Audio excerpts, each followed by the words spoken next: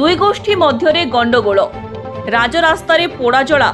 খোর্ধা জেলা জঙ্কিয়া থানা অন্তর্গত ছণগিরি গ্রামে দেখা দিয়েছে হিংসাকাণ্ড 16 নম্বর জাতীয় রাজপথ অবরোধ করে লোকে কৌশি এক কারণক নেই দুই গোষ্ঠী মধ্যে গণ্ডগোল হয়েছিল যাহাক নেই উভয় গোষ্ঠী পরস্পর উপরে আক্রমণ করে গোষ্ঠী সংঘর্ষর তীব্র রূপ ধারণ করে অনেক ব্যক্তি আহত হওয়া সূচনা মিছে উভয় গোষ্ঠী লোকଙ୍କୁ কিছু বাইক ভঙ্গারুজা হয়েছে বেড়ে উত্ত্যক্ত লোক মানে ছণগিরি বଜାର কিছু দোকানে নিয়া লগাই দিয়েছিলেন খোর্ধা এসডিপিও জঙ্কিয়া পুলিশ মিলিত ভাবে পরিস্থিতি নিয়ন্ত্রণ চেষ্টা জারি রখিলে কিছু স্থানীয় লোকে জঙ্কিয়া ওভরব্রিজ 16 নম্বর জাতীয় রাজপথরে টায়ার চালি রাস্তা অবরোধ করে রাস্তার উভয় পার্শ্বরে শহ শহ যানবাহন মধ্য অটকি রহিছিলা ছণগিরিরে শান্তি ফেরাই আনিবাকু পুলিশ 144 ধারা জারি করেছে লোকমানে ভୟରେ ঘরু বাহারু নথিবা সূচনা মিছে উত্তেজন হইথিবা স্থଳରେ জঙ্কিয়া পুলিশ ঘটনা উপরে নজর রখিছে খোর্ধারু সূর্যকান্ত সাহুଙ୍କ রিপোর্ট স্বাস্তিক নিউজ।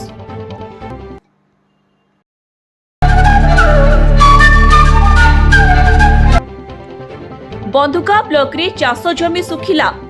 চাষী চিন্তারে জমিরে বুলু নাহি নঙ্গল কেবল বর্ষা হেলে হি বিলগুড়িকরে পানি জমিলে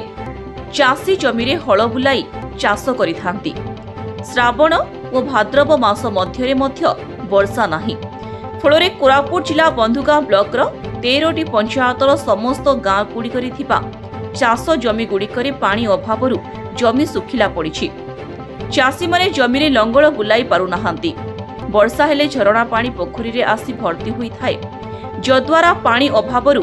ନାଳଗୁଡ଼ିକ ଶୁଖିଲା ପଡ଼ିଛି ଫଳରେ ହଜାର ହଜାର ଏକର ଚାଷ ଜମି ପଡ଼ିଆ ପଡ଼ି ରହିଥିବା ଦେଖିବାକୁ ମିଳିଛି ବନ୍ଧୁଗାଁ ବ୍ଲକରେ ବର୍ତ୍ତମାନ ସୁଦ୍ଧା ଭାଦ୍ରବ ମାସର ଅଧା ଦିନ ବିତି ଯାଇଥିଲେ ମଧ୍ୟ ଚାଷ ପାଇଁ ଯଥେଷ୍ଟ କମ୍ ବର୍ଷା ହୋଇଥିବା ଯୋଗୁଁ ଜମିରେ ଲଙ୍ଗଳ ବୁଲେଇବା ବା ବୁଲାଇ ପାରୁନାହାନ୍ତି ଚାଷୀ ଧାନ ଚାରା ଗୁଡ଼ିକ 35 ଦିନ ବିତିଗଲାଣି ପୁଣି ଚାଷ କାର୍ଯ୍ୟ ସମୟ ମଧ୍ୟ ସରି ଆସିଥିବାରୁ ଚାଷ କେମିତି କରିବେ ତାହାକୁ ନେଇ ଚିନ୍ତାରେ ଏବେ ଅଛନ୍ତି ଚାଷୀଗଣ ଧାନ ଚାରା ଗୁଡ଼ିକ ମଧ୍ୟ ଅଧିକ ଦିନ ହୋଇଥିବାରୁ ତାହା ଚାଷ କାର୍ଯ୍ୟ ନିମନ୍ତେ ମଧ୍ୟ ଅନୁକୂଳ ନୁହେଁ ଶତାଧିକ ଗରିବ ଚାଷୀ ସ୍ଥାନୀୟ ଜମି ମାଲିକଙ୍କ ଠାରୁ ଏକର ପିଛା 7,000 ଟଙ୍କା ଦେଇ ଚାଷ କରିବା ସହ ଅନେକ ଚାଷୀ ଭାଗ ଚାଷ କରୁଛନ୍ତି ଜମିରେ ଚାଷ କରିବେ ପରିଶ୍ରମ ଅନୁଯାୟୀ କିଛି ଫସଲ ମିଳିଲେ ଗରିବ ଚାଷୀ ନିଜ ପରିବାରକୁ ବର୍ଷର ଖାଦ୍ୟ ଯୋଗାଇ ପାରିବ ଚଳିତ ବର୍ଷ ଏହି ପ୍ରକାର ବର୍ଷା ଚାଷୀଙ୍କୁ ଚିନ୍ତାରେ ପକାଇଥିବା ବେଳେ ସରକାର ଚାଷୀଙ୍କ ପାଇଁ କ୍ଷତିପୂରଣ ପାଇଁ ଅଧିକ ତଦନ୍ତ କରି ପଦକ୍ଷେପ ନେବାକୁ ସ୍ଥାନୀୟ ଟାଙ୍ଗୋରା ଏନଗୁଲା ଦାସ ହିକ୍କା ସାଲୁ ମେଲେକା ଦାନୁ ମେଲେକା ଜେନା ବାରିଆ ରବି ସାରେକା ଅର୍ଜା କଲେକା ଚାଷୀକୂଳ ଅନୁରୋଧ କରିଛନ୍ତି ବନ୍ଧୁଗାଁ ବ୍ଲକରୁ ସଞ୍ଜୀବ କୁମାର ବଙ୍ଗାରୀଙ୍କ ରିପୋର୍ଟ ସ୍ୱାସ୍ତିକ ନ୍ୟୁଜ।